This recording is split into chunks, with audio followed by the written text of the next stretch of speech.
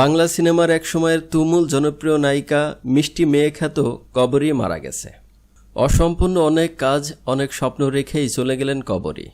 বাংলার অন্যতম সেরা অভিনেত্রী সাহারা বেগম কবরী। ঢাকার সিনেমার মিষ্টি মেয়ে খ্যাত কবরী সক্রিয় ছিলেন একটা সময় সিনেমায়। এরপর ক্যামেরার সামনে থেকে চলে গিয়েছিলেন পেছনে, নাম লিখিয়েছিলেন পরিচালকের আসনে। করোনায় আক্রান্ত হয়ে ১৩ দিনের মাথায় তিনি চলে গেলেন পৃথিবী ছেড়ে। শনিবার রাত ১২:২০ রাজধানীর শেখ রাসেল হাসপাতালে তিনি শেষ নিঃশ্বাস ত্যাগ করেছে। মৃত্যুকালে তার বয়স হয়েছিল ৭০ বছর।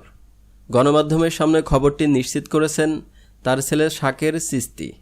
খুসখুসে কাশি এবং জ্বরে আক্রান্ত হয়ে করোনার নমুনা পরীক্ষা করতে দেন সাহারা বেগম কবরী। ৫ এপ্রিল দুপুরে পরীক্ষার ফল হাতে পেলে জানতে পারেন তিনি করোনা পজিটিভ। ওই রাতেই তাকে ঢাকার কুর্মিটোলা জেনারেল হাসপাতালে ভর্তি করা হয়। ৭ এপ্রিল দিবাগত রাতে শারীরিক অবনতি হলে তাকে নিবিড় পরিচর্যা কেন্দ্রে আইসিইউতে নেওয়ার পরামর্শ দেন চিকিৎসকেরা। অবশেষে ৮ এপ্রিল দুপুরে শেখ রাসেল হাসপাতালে তাকে ভর্তি করা হয়, কিন্তু সেখানে আইসিইউর সংকট পড়ে। এরপরে বাংলাদেশের প্রধানমন্ত্রী শেখ হাসিনার হস্তক্ষেপে আইসিইউতে নেওয়া হয় তাকে।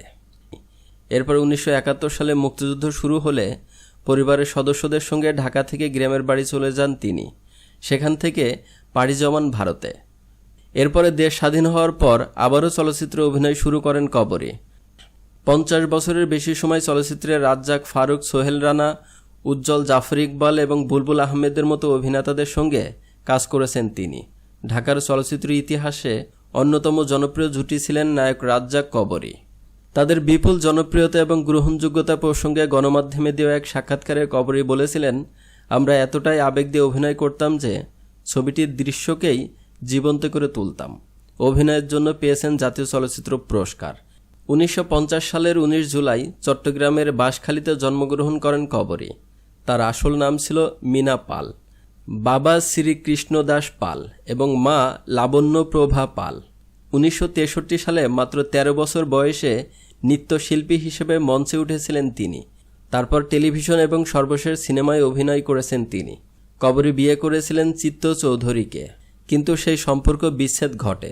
বিচ্ছেদের পর ১৯৭৮ সালে তিনি বিয়ে করেন শফিউদ্দিন সারোয়ারকে। এরপর ২০০৮ সালে সেই ঘরেও বিচ্ছেদ ঘটে। কবরী সব মিলিয়ে ৫ সন্তানের মা।